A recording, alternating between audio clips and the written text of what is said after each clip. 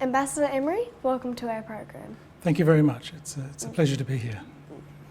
Now, Australia is very far away from Serbia. How did nurses end up in Serbia in World War I?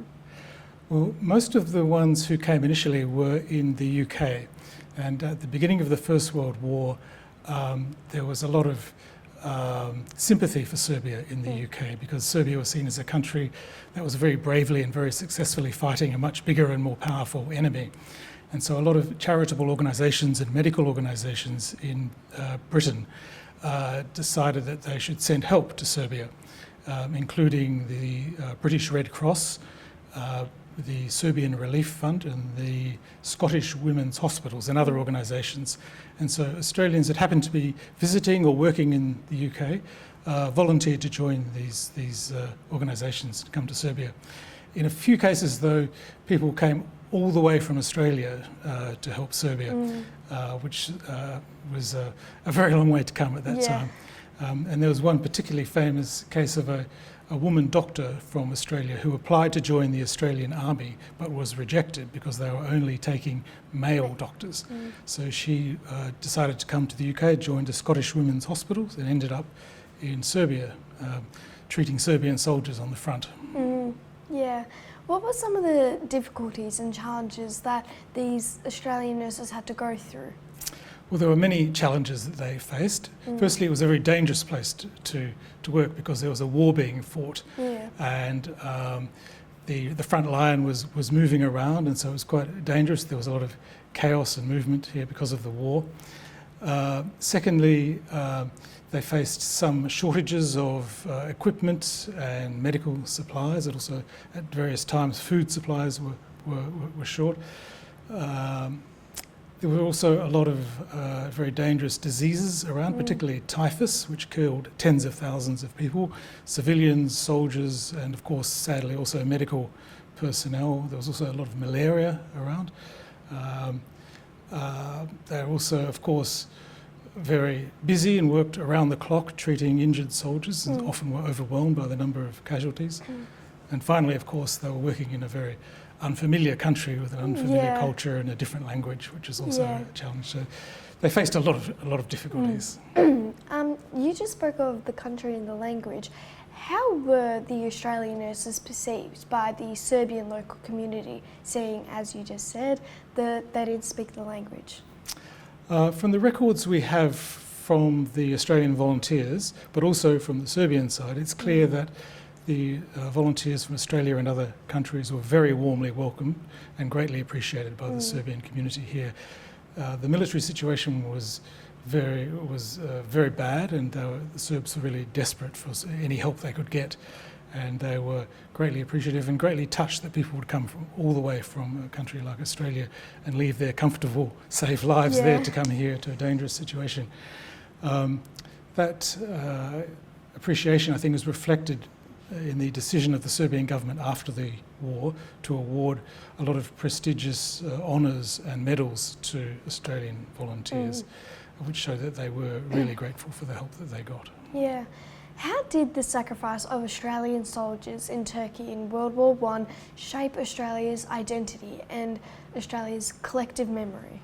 In Turkey, well, I think the Gallipoli campaign in Turkey in the First World War is particularly important to Australia because it was the first major military engagement of the Australian Armed Forces after the formation of Australia as an independent federal country. It was, if you like, a coming of age of the country and a test of the national character. And of course there were a lot of reports back to Australia about what was happening there, and which highlighted attributes such as the great courage of the troops, their fighting spirit, their resourcefulness, their resilience in the face of very appalling conditions and adversity, and of course many tales of individual heroism. And all of these attributes came to form part of the national mythology, if you like, and because it was the way that Australians like to think of themselves. And so that became very important. And even though the military campaign there was a failure, Australians were still very proud of the efforts that our forces had made there. And it's become even though it's by no means the biggest military campaign or the biggest defeat, and it certainly wasn't a victory. Yeah. It's become a kind of important part of the foundation story of the country. Yeah. How can we educate the public, particularly the younger generation, in order to make sure that we preserve and nourish this rich history between our two beautiful countries? I think the most important way in the long term is through the education system. Yeah.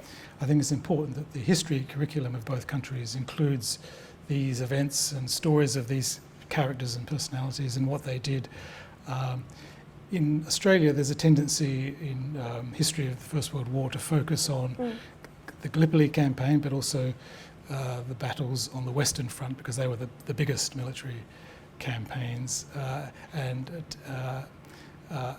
at that same time overlooking some of the Australian contributions in other theatres of the war. And it's important that a broader approach is taken to that sort of education. But there's also a lot we can do to promote awareness of these events and these people and our contribution here through, for example, holding exhibitions, books, films, etc., that help to tell the story and allow a wider audience to appreciate them.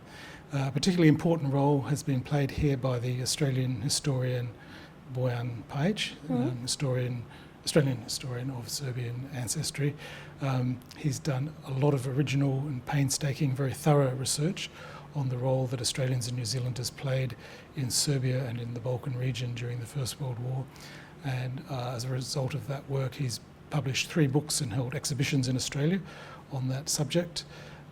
This is one of them, Our Forgotten Volunteers, which is a very thorough record of all of the contributions made by Australians, and this other book, Australians with Serbs in the First World War. We had this book translated into Serbian last year and was launched here and was very favourably received. It attracted a lot of very good publicity from the media here, and it's really helped to help the story to be understood in Serbia by a wider audience. He is also making a film on the same subject, which will come out later in the year, which we're hoping that will be broadcast on television, so that it will. In your opinion, why do you think it's important that we share these stories of World War and that we tell people about our rich history? I think it's important to understand history, first of all, because sometimes it can be forgotten that Australia and Serbia were allies in the First World War and the Second World War, because people tend to think more about recent events and conflicts than history. But secondly, it's important to avoid repeating the same mistakes that we have in the past by understanding what has happened in the past and to learn from those mistakes. Yeah. Now, Ambassador, how do we appreciate the nurses who were buried in Serbia from World War I? How do we remember them, and how do we make sure that we understand what they went through? It's important that they are commemorated in an appropriate way, and I'm pleased to say that the Serbian authorities have done a lot to keep the memory alive. For example, they have erected monuments to Australian and other foreign nurses in some of the places where they served. For example, I've seen one in Mladenovac and also in Vrnjačka Banja, among others, and that's very good. The Serbian government is also going to issue a set of commemorative stamps honouring Australian medical volunteers in the war later this year, which I think is a wonderful way of commemorating their contribution and honouring their contribution. Yeah. Now, yearly commemorations like Anzac Day and Remembrance Day, what are some of the feelings that go through your mind and some of the thoughts that run through your mind at those commemorations? Well, here in Serbia, I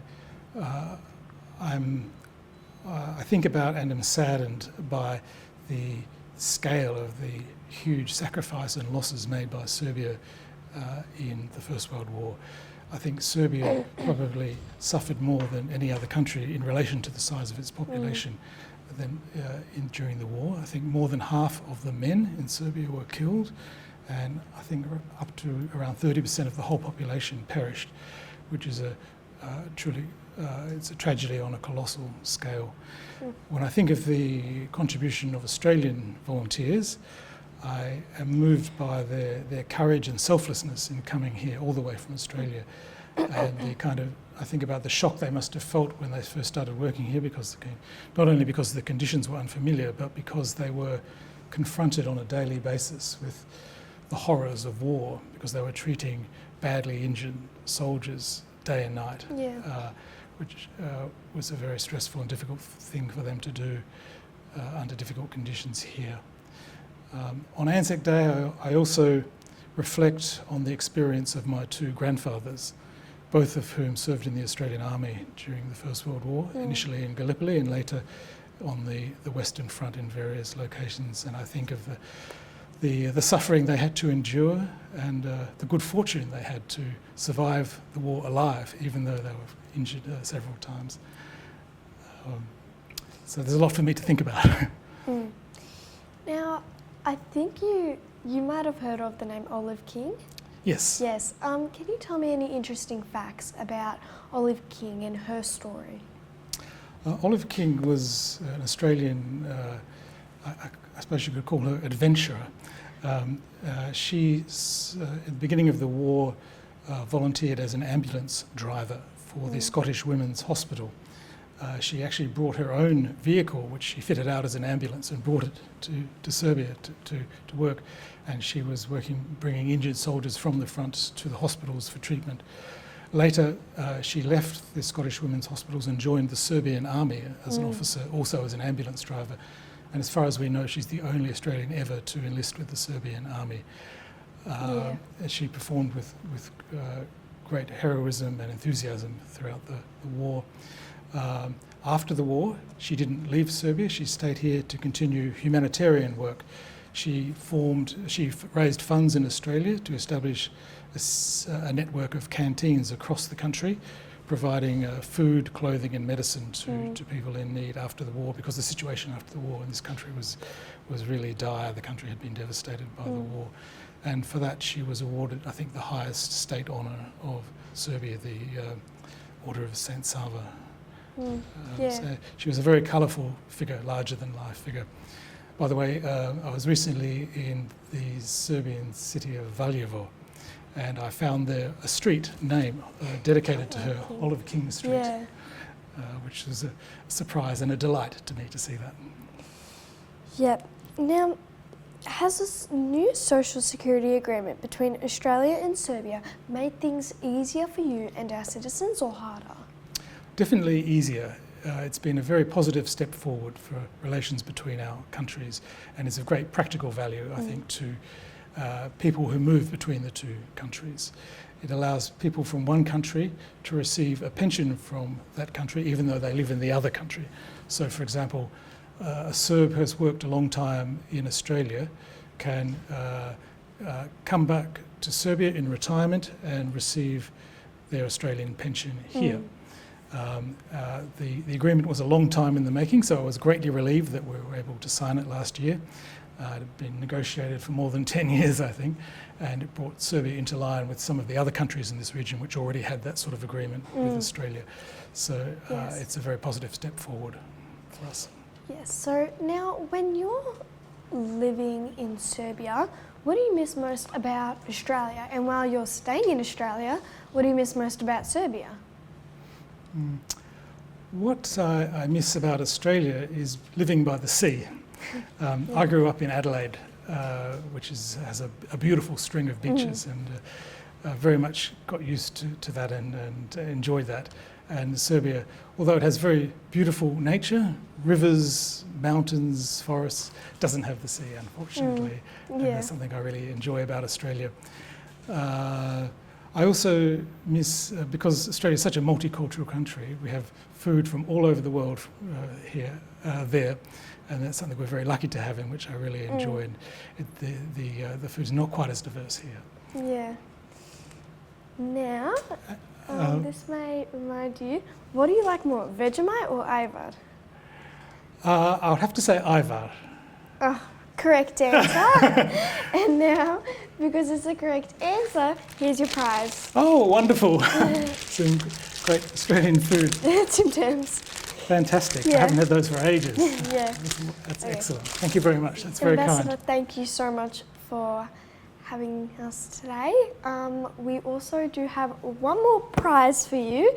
We have this little footy that we brought from Australia. Oh, fantastic. Just something to remind you of home while you stay here. Yes, I used to play football, so Really? this kind of Australian football. Yeah. Do you go for a footy team? Yes, Adelaide Crows, of course, being an Adelaide boy. Yeah. Perfect. Well, Ambassador, thank you so much for doing this interview. It's been a pleasure talking to you and hope to see you again sometime. Thank you very much. It's been great talking to you. And thank you for showing interest in the history between our two countries during the war.